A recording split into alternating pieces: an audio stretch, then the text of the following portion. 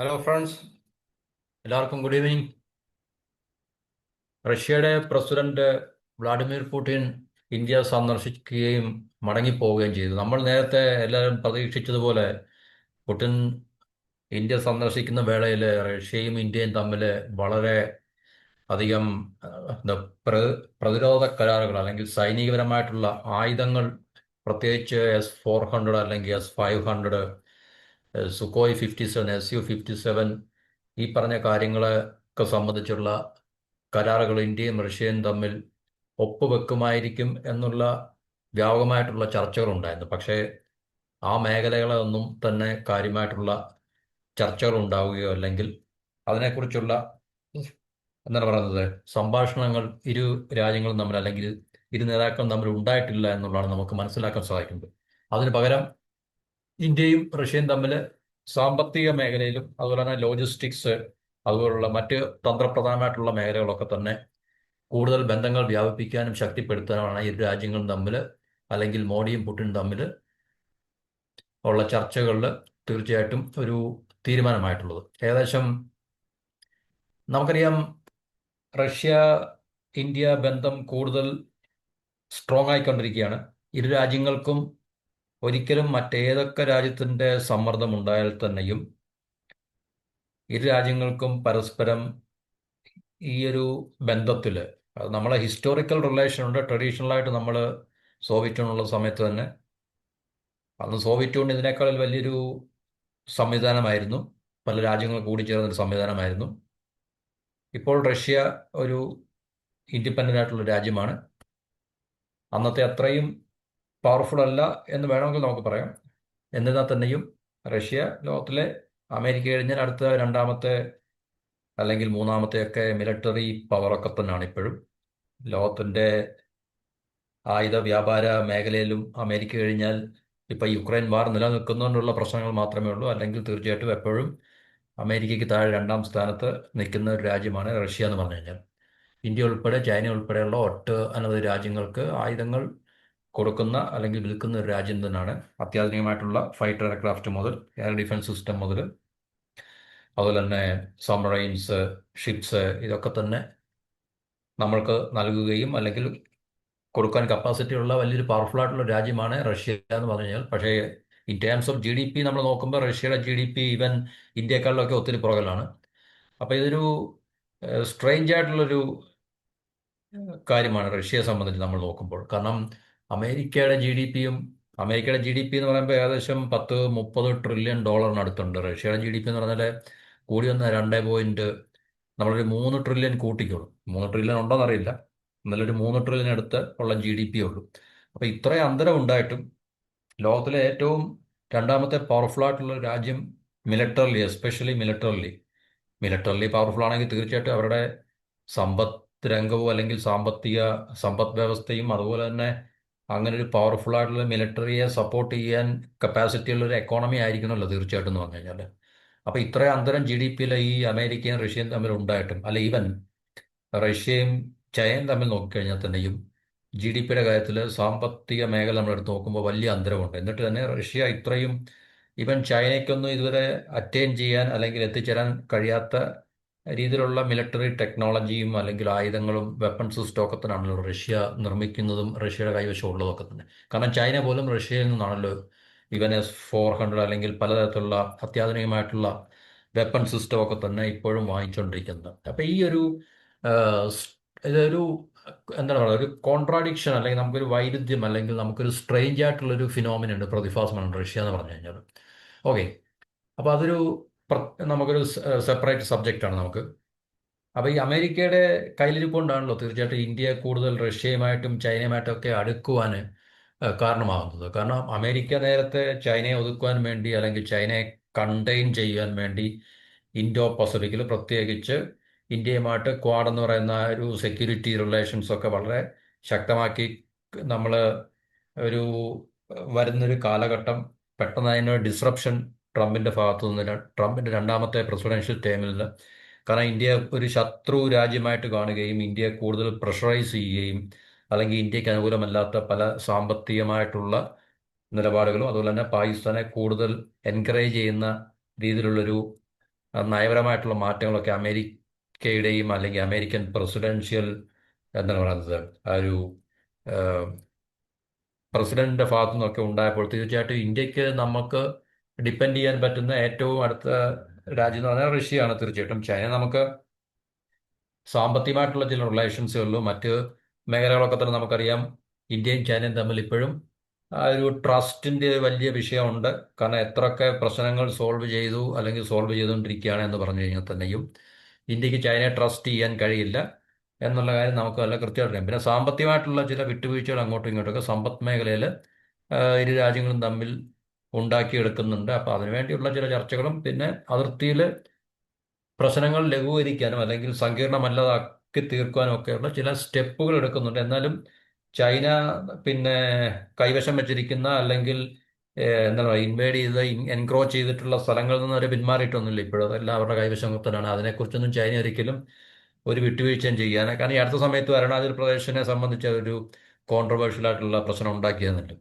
അപ്പം അങ്ങനെയുള്ള തന്ത്രപരമായിട്ടുള്ള സ്ട്രാറ്റജിക് ആയിട്ടുള്ള അതുപോലെ തന്നെ സൈനികപരമായിട്ടുള്ള പ്രതിരോധ മേഖലയിലൊക്കെ തന്നെ തീർച്ചയായിട്ടും അവർ ഇന്ത്യക്കെതിരെ ശക്തമായിട്ടുള്ള നിലപാട് എടുക്കുന്ന ഒരു രാജ്യമാണ്. അതുപോലെ തന്നെ പാകിസ്ഥാനെയും ബംഗ്ലാദേശിനെയും ഒക്കെ തന്നെ അവർ ഇന്ത്യക്കെതിരെ അണിനിരത്താൻ വേണ്ടി ശക്തമായിട്ട് അവർ സപ്പോർട്ട് ചെയ്യുകയും അവരുടെ മിലിറ്ററിയൊക്കെ മോഡേണൈസ് ചെയ്യാനും അല്ലെങ്കിൽ മിലിറ്ററിയുടെ കപ്പാസിറ്റി കൂട്ടാനും ഒക്കെ തന്നെ ആയുധങ്ങൾ വിൽക്കുവാനും ഒക്കെ തന്നെ ആയുധങ്ങൾ കൊടുത്ത് ഇന്ത്യക്കെതിരെ സജ്ജമാക്കി നിർത്താനൊക്കെ തന്നെ ഇപ്പോഴും ചൈനയുടെ ഒരു എന്താ പറയുന്നത് ഒരു ലക്ഷ്യം അത് തന്നെയാണ്. ചൈനയുടെ പ്രിയോറിറ്റി അത് തന്നെയാണ്. അപ്പം അങ്ങനെയുള്ളൊരു വശം കൂടെ നിലനിൽക്കുമ്പോൾ നമുക്ക് ചൈന നമുക്ക് ഒരിക്കലും ട്രസ്റ്റ് ചെയ്യാനോ ഡിപ്പെൻഡ് ചെയ്യാനോ സാധിക്കത്തില്ല. പിന്നെ നമുക്ക് ഡിപ്പെൻഡ് ചെയ്യാൻ കഴിയുന്ന ഏറ്റവും പ്രധാനപ്പെട്ട രാജ്യം എന്ന് പറഞ്ഞാൽ റഷ്യയാണ്. പിന്നെ നമുക്ക് ആയുധത്തിന്റെ കാര്യത്തിലൊക്കെ ചൈന, സോറി, ഫ്രാൻസ്, ഇസ്രായേൽ ഇതുപോലുള്ള രാജ്യങ്ങളാണ്. പക്ഷെ മറ്റു സപ്പോർട്ടുകളൊന്നും നമുക്ക് ഈ പറഞ്ഞ രാജ്യങ്ങൾ നമുക്ക് ലഭിക്കത്തില്ല. പക്ഷേ റഷ്യയുമായിട്ടുള്ള റിലേഷൻ എന്ന് പറഞ്ഞു കഴിഞ്ഞാൽ നമുക്ക് ലോങ് എന്താണ് പറയുന്നത് ലോങ് ടൈമിലുള്ളതാണ്, ട്രഡീഷണൽ ആയിട്ടുള്ളതാണ്, വളരെ കാലങ്ങൾ കൊണ്ടുള്ളതാണ്. തീർച്ചയായിട്ടും നമുക്ക് ഇരു രാജ്യങ്ങൾക്കും പരസ്പരം ട്രസ്റ്റ് ചെയ്യാനും അതുപോലെ തന്നെ നമുക്ക് തീർച്ചയായിട്ടും അങ്ങോട്ടും ഇങ്ങോട്ടുള്ളൊരു എന്താണ് പറയുന്നത് ഈ ട്രസ്റ്റിനകത്തിലെ പ്രത്യേകിച്ച് ഇന്ത്യ റഷ്യക്കെതിരായിട്ടോ അല്ലെങ്കിൽ റഷ്യ ഇന്ത്യക്കെതിരായിട്ടോ നിലനിൽക്കുന്നതായിട്ടുള്ളൊരു സാഹചര്യം ഒന്നും ഇതുവരെ ഉണ്ടായിട്ടില്ല. അപ്പോൾ തീർച്ചയായിട്ടും റഷ്യക്ക് ഏറ്റവും കൂടുതൽ ഇന്ത്യയെ ആശ്രയിക്കുക അല്ലെങ്കിൽ ഇന്ത്യയെ പോലുള്ളൊരു പിന്നെ രാജ്യത്തെ കൂടെ നിർത്തുക എന്നുള്ളത് റഷ്യയുടെയും കൂടെ ഒരു വലിയ അത്യാവശ്യമാണ്. കാരണം റഷ്യക്കും അറിയാം ചൈന ഏത് സമയത്തും തിരിഞ്ഞു കുത്താനുള്ള അല്ലെങ്കിൽ തിരിച്ചടിക്കാനുള്ള ഒരു സാധ്യതയുണ്ട്.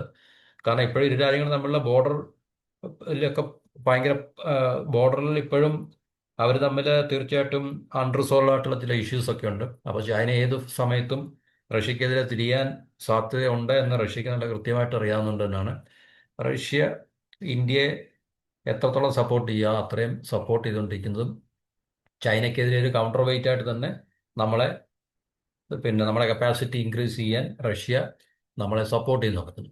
അപ്പോൾ പുടിൻ്റെ സന്ദർശനം 27 മണിക്കൂറോളം ഏകദേശം ഇന്ത്യയിലുണ്ടായിരുന്നു. 27 മണിക്കൂർ ആകുമ്പോൾ ഏകദേശം 24 മണിക്കൂർ പ്ലസ് 3 അവേഴ്സൂടെ 27 മണിക്കൂർ എന്ന് പറയുമ്പോൾ അത് നീണ്ട കാലയളവാണ് അല്ലെങ്കിൽ നീണ്ട ഒരു സമയ ദൈർഘ്യമുള്ളതാണ്. അപ്പോൾ അദ്ദേഹം മടങ്ങുകയുണ്ടായി. പക്ഷേ നമ്മൾ പ്രതീക്ഷിച്ചതുപോലെ ഈ പറഞ്ഞ പ്രതിരോധ മേഖലയിലും അല്ലെങ്കിൽ ആയുധ വ്യാപാര മേഖലയിലൊന്നും തന്നെ ഇന്ത്യയും റഷ്യയും തമ്മിലുള്ള കരാറുകളോ അല്ലെങ്കിൽ ചർച്ചകളോ ഒന്നും തന്നെ ഫൈനലൈസ് ചെയ്തിട്ടില്ലായിരുന്നു. പക്ഷേ അതിനൊക്കെ ഉള്ള ഒരു സ്ട്രോങ് ആയിട്ടുള്ള ബേസ് ഉണ്ടാക്കിയിട്ടാണ് പ്രത്യേകിച്ച് വ്യാപാരവുമായിട്ട് ബന്ധപ്പെട്ട സാമ്പത്തിക ബന്ധങ്ങൾ ഇരു രാജ്യങ്ങളും തമ്മിൽ പിന്നെ ശക്തിപ്പെടുത്താനോ അല്ലെങ്കിൽ വ്യാപിപ്പിക്കാനാണ് കൂടുതൽ ചർച്ചകൾ നടന്നിട്ടുള്ളത്.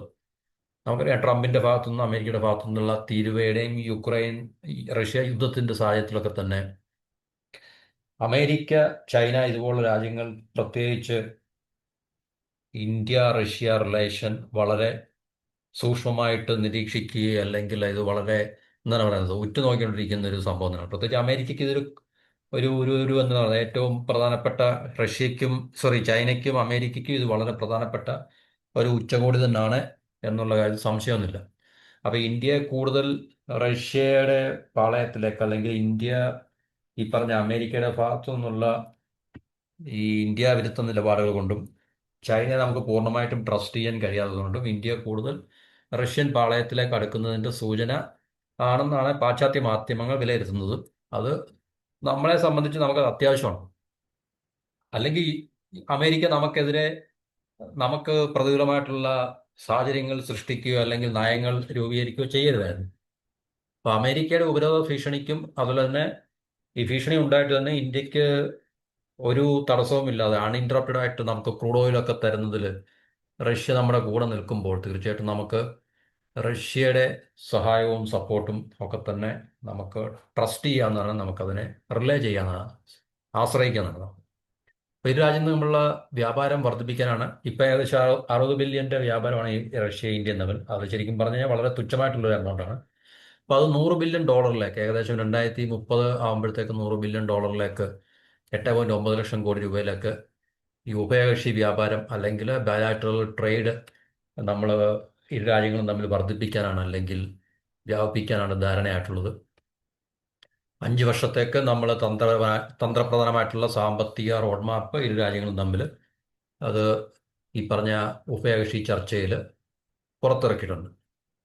അപ്പോൾ റഷ്യയുടെ ഭാഗത്തുനിന്ന് വ്യാപാരം വർദ്ധിപ്പിക്കണമെങ്കിൽ നമുക്ക് ഏറ്റവും പ്രധാനപ്പെട്ട ഒരു കാര്യം എന്ന് പറഞ്ഞാൽ ഈ പറഞ്ഞ ടാരിഫ്, ഇരു രാജ്യങ്ങൾക്കിടയിൽ നിലനിൽക്കുന്ന ടാരിഫ് നീക്കുക എന്നുള്ളതാണ്. ടാരിഫ് ഇപ്പം അമേരിക്കയുടെ ഭാഗത്തുനിന്ന് മാത്രമല്ല, പല രാജ്യങ്ങളും ടാരിഫ് മറ്റു പല രാജ്യങ്ങളുടെ മുകളിലും ചുമത്താറുണ്ട്. അപ്പോൾ റഷ്യയുടെ ഭാഗത്തുനിന്നും തീരുവ ഇതര തടസ്സങ്ങൾ, അതായത് നോൺ ടാരിഫ് ബാരിയേഴ്സ് എന്നൊക്കെ നമുക്ക് പറയാം, എന്നുവെച്ചാൽ തീരുവയല്ലാത്ത മറ്റ് ചില തടസ്സങ്ങളൊക്കെ തന്നെ നീക്കം ചെയ്യുമെന്ന് പുടിൻ ഉറപ്പ് നൽകിയിട്ടുണ്ട്. അപ്പം അങ്ങനെയുള്ള തടസ്സങ്ങൾ നീക്കൽ മാത്രമേ വ്യാപാരം അല്ലെങ്കിൽ നമുക്ക് സാമ്പത്തികമായിട്ടുള്ള ബന്ധങ്ങളെ നമുക്ക് വ്യാപിപ്പിക്കാൻ സാധിക്കത്തുള്ളൂ അല്ലെങ്കിൽ വർദ്ധിപ്പിക്കാൻ സാധിക്കത്തുള്ളൂ. നിലവിലെ പ്രതിസന്ധി എന്ന് പറഞ്ഞു കഴിഞ്ഞാൽ റഷ്യ യുക്രൈൻ യുദ്ധം, അമേരിക്കയുടെ ഭാഗത്തു നിന്നുള്ള ടാരിഫ് പ്രഷർ. അപ്പം ഇത് നിലനിൽക്കുമ്പോൾ തന്നെ ഈ പ്രതിസന്ധികൾക്കിടയിലും നമ്മൾ ഇരു രാജ്യങ്ങളും തമ്മിൽ വ്യാപാരം ഏകദേശം 12% വർദ്ധിപ്പിച്ച് $64 ബില്യൺ എത്തിയിട്ടുണ്ട്. അപ്പോൾ ഇതിനെ $100 ബില്യൺ ആക്കുക എന്നുള്ളതാണ് ഇന്ത്യയുടെയും റഷ്യയുടെയും സംയുക്തമായിട്ടുള്ള ജോയിന്റ് ആയിട്ടുള്ള ഡിക്ലറേഷൻ അല്ലെങ്കിൽ അവരുടെ ലക്ഷ്യം എന്ന് പറഞ്ഞാൽ. അപ്പോൾ ഈ ഇടപാടുകളുടെ 96% ദേശീയ കറൻസികളാണ്. കാരണം ഇന്ത്യക്ക് റഷ്യക്കും ഡോളറിൽ ട്രേഡ് ചെയ്യാൻ പറ്റത്തില്ല.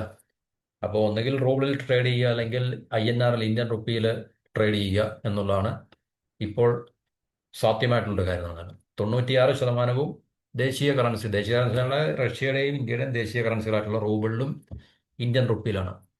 അപ്പോൾ അത് ഇരു രാജ്യങ്ങളുടെയും തമ്മിലുള്ള അവൈലബിലിറ്റി, ഇപ്പം ഇന്ത്യയെ സംബന്ധിച്ച് ഇന്ത്യയുടെ കയ്യിൽ റൂബിളിൻ്റെ ലഭ്യത വളരെ കുറവാണ്. അതുപോലെ തന്നെ റഷ്യയുടെ കയ്യിലും ഇന്ത്യൻ റുപ്പിയുടെ ലഭ്യതയും വളരെ കുറവാണ്. കാരണം ട്രേഡ് വളരെ കുറവായതുകൊണ്ട് തീർച്ചയായിട്ടും ഡോളറിലാണെങ്കിൽ കുഴപ്പമില്ല, ഇരു രാജ്യങ്ങളുടെയും കൈകളിൽ ഡോളർ ലഭ്യത ഉണ്ടാകാനുള്ള സാധ്യതയുണ്ട്. കാരണം ഇന്റർനാഷണൽ ട്രേഡെല്ലാം ഡോളറിലാണ്. പക്ഷേ അമേരിക്കയുടെ ടാരിഫും അമേരിക്കയുടെ എക്കണോമിക് സാങ്ഷനും അമേരിക്കയുടെ ഈ പറഞ്ഞ ത്രട്ടും സമ്മർദ്ദവും ഒക്കെ ഉള്ളതുകൊണ്ട് നമുക്ക് ഡോളറിൽ പരസ്പരം നമുക്ക് ട്രേഡ് ചെയ്യാൻ സാധിക്കത്തില്ല. അപ്പോൾ ഇരു രാജ്യങ്ങളും തമ്മിൽ എത്തിയിട്ടുള്ള ധാരണകൾ, പ്രധാനപ്പെട്ട ധാരണകൾ എന്ന് പറഞ്ഞാൽ നമ്മളുടെ ഈ ആണവ നിലയം, കൂടംകുളത്തിൻ്റെ ആണവ നിലയത്തിന്, രണ്ടാമത്തെ ആണവ നിലയത്തിന് സ്ഥലം കണ്ടെത്താനുള്ള നടപടികൾ എത്രയും പെട്ടെന്ന് വേഗത്തിലാക്കുക. അപ്പോൾ അത് ആയിക്കഴിഞ്ഞാൽ റഷ്യയുടെ സഹായത്തോടെ നമുക്ക് രണ്ടാമത്തെ ന്യൂക്ലിയർ റിയാക്ടർ അവിടെ നമുക്ക് സ്ഥാപിക്കാൻ സാധിക്കും. അതുപോലെ തന്നെ ഇപ്പോൾ നിലവിലുള്ള അല്ലെങ്കിൽ ഇപ്പോഴത്തെ ആണവ നിലയത്തിൽ ശേഷിക്കുന്ന യൂണിറ്റുകൾ പൂർത്തിയാക്കാനും റഷ്യയുടെ ഭാഗത്തുനിന്ന് ഉള്ള സപ്പോർട്ട് അവർ ഉറപ്പുവരുത്തിയിട്ടുണ്ട്. കൺസ്ട്രക്ഷന്, എഞ്ചിനീയറിങ്, IT മേഖല, അപ്പോൾ ഈ മേഖലകളിലൊക്കെ നമുക്ക് വൈദഗ്ധ്യമുള്ള നമ്മുടെ മാൻ പവറിനെ റഷ്യക്ക് കൊടുക്കുവാൻ വേണ്ടി അല്ലെങ്കിൽ റഷ്യയിലേക്ക് തൊഴിലിന് അയക്കുവാൻ വേണ്ടിയുള്ള കുടിയേറ്റ കരാർ, ഇമിഗ്രേഷൻ ട്രീറ്റിയൊക്കെ തന്നെ ഒപ്പിച്ചു. കാരണം റഷ്യക്ക് മാൻ പവർ വളരെ ഷോർട്ടാണ്. പ്രത്യേകിച്ച് യുദ്ധത്തിൻ്റെ വെളിച്ചത്തിൽ നമുക്കറിയാം വ്യാപകമായിട്ടുള്ള നാശനഷ്ടങ്ങളും അവർക്ക് പിന്നെ ആൾക്കാരുടെ ജീവഹാനിയൊക്കെ ഉണ്ടാകുമ്പോൾ ലക്ഷക്കണക്കിന് ദശലക്ഷക്കണക്കിന് ആൾക്കാർ അവരുടെ ജീവൻ നഷ്ടപ്പെടുന്ന ഒരു അവസരത്തിൽ തീർച്ചയായിട്ടും അത് നല്ല പോപ്പുലേഷൻ കമ്പാരിറ്റീവ്ലി കുറവായിട്ടുള്ള രാജ്യമാണ്, മാൻ പവർ വളരെ കുറവായിട്ടുള്ള രാജ്യമാണ്. അതിൻ്റെ കൂടെ യുദ്ധങ്ങൾ നടക്കുമ്പോൾ തീർച്ചയായിട്ടും അവർക്ക് മാൻ പവറിൻ്റെ വല്ലാത്ത ഷോർട്ടേജ് ഉണ്ട്. അപ്പോൾ അത് തീർച്ചയായിട്ടും ഇന്ത്യക്ക് സപ്ലൈ ചെയ്യാൻ കഴിയും. കാരണം ഇന്ത്യയിൽ ഇഷ്ടം പോലെ ഉള്ളൊരു കാര്യം മാൻ പവർ മാത്രമാണല്ലോ. അതുകൊണ്ട് നമുക്ക് വിദഗ്ധരായിട്ടുള്ള IT മേഖലയിൽ നിന്നും കൺസ്ട്രക്ഷൻ മേഖലയിൽ നിന്നും എഞ്ചിനീയറിംഗ് മേഖലയിൽ നിന്നും ഒക്കെ തന്നെ നമുക്ക് മാൻ പവറിനെ റഷ്യക്ക് സപ്ലൈ ചെയ്യാൻ അല്ലെങ്കിൽ സപ്ലൈ ചെയ്യാൻ ഇന്ത്യ തയ്യാറാണ്. അപ്പോൾ അങ്ങനെ ഇരു രാജ്യങ്ങളും തമ്മിൽ കരാറിൽ ഒരു ധാരണയായിട്ടുണ്ട്. അതുപോലെ തന്നെ ഇന്ത്യക്ക് ഏറ്റവും ആവശ്യം നമ്മുടെ ഇൻഡസ്ട്രിയലൈസേഷന്, വ്യാവസായികവൽക്കരണത്തിന് ഏറ്റവും പ്രധാനപ്പെട്ടത് നമുക്ക് റിസോഴ്സാണ്, എനർജിയാണ് നമുക്ക് അത്യാവശ്യം. നേരത്തെ നമ്മളുള്ള വീഡിയോയിൽ പറഞ്ഞിട്ടുണ്ട്, ഓയില്, ഗ്യാസ്, നാച്ചുറൽ ഗ്യാസ്, പ്രകൃതിവാതകം, അതുപോലെ തന്നെ കൽക്കരി, കോൾ. അപ്പോൾ ഇതൊക്കെ റഷ്യയിൽ വളരെ അബൻഡൻ്റ് ആയിട്ടുള്ള, വളരെയധികം കാരണം ഈ നാച്ചുറൽ റിസോഴ്സ് ഏറ്റവും കൂടുതലൊരു രാജ്യമാണല്ലോ റഷ്യ എന്നത്. അതുകൊണ്ടാണല്ലോ വെസ്റ്റേൺ രാജ്യങ്ങൾ റഷ്യയെ ബ്രേക്കപ്പ് ചെയ്യാനും റഷ്യയുടെ മുകളിൽ ആധിപത്യം സ്ഥാപിക്കാനും ദശാബ്ദങ്ങളായിട്ട് ശ്രമിച്ചുകൊണ്ടിരിക്കുന്നതുകൊണ്ടാണല്ലോ. കാരണം റഷ്യ വലിയൊരു രാജ്യമാണ്. അതുകൊണ്ട് ഓയില്, ഗ്യാസ്, കൽക്കരി, മറ്റ് മിനറൽ റിസോഴ്സ് ഒക്കെ തന്നെ വളരെയധികം എന്താ പറയുക, റിസർവ് ഉള്ള അല്ലെങ്കിൽ ലഭ്യമായിട്ടുള്ള ഒരു പ്രദേശമാണ് റഷ്യ. അപ്പോൾ തീർച്ചയായിട്ടും ഇന്ത്യക്ക് ഇത് ഇന്ത്യയുടെ വളർച്ചയ്ക്കും സാമ്പത്തികമായിട്ടുള്ള ഭദ്രതയ്ക്കൊക്കെ തന്നെ നമുക്ക് എനർജി അത്യാവശ്യമാണ്.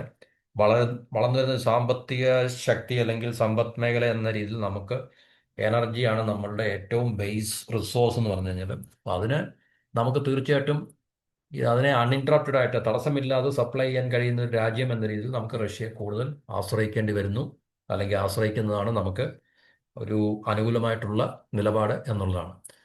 ഇനി നമുക്ക് ഈ റഷ്യയുമായിട്ട് നമ്മൾ കൂടുതൽ അടുക്കും തോറും നമുക്ക് ഉണ്ടാകാൻ സാധ്യതയുള്ള ചില അനുകൂലമായിട്ടുള്ള സാഹചര്യങ്ങളാണ്. നമുക്ക് പ്രത്യേകിച്ച് യൂറേഷ്യൻ എക്കോണമി ആയിട്ട് റഷ്യയുടെ അടുത്ത് നിൽക്കുന്ന പല രാജ്യങ്ങളുണ്ട്. ഇപ്പോൾ ഉദാഹരണത്തിന് ബെലാറസ്, കസഖ്സ്ഥാൻ, അർമീനിയ, കിർഗിസ്ഥാൻ, ഇതുപോലുള്ള പഴയ സോവിയറ്റ് യൂണിയന്റെ ഭാഗമായിട്ടുള്ള പല രാജ്യങ്ങളും റഷ്യയുടെ എന്താ പറയുക ആഭിമുഖ്യമുള്ള രാജ്യങ്ങളാണ്. അപ്പോൾ ഈ രാജ്യങ്ങളുമായിട്ടൊക്കെ നമുക്ക് സാമ്പത്തിക ബന്ധങ്ങൾ കൂടുതൽ വളർത്തിയെടുക്കാനും അവിടെ മാർക്കറ്റുകൾ കണ്ടുപിടിക്കാനൊക്കെ നമുക്ക് സാധിക്കും.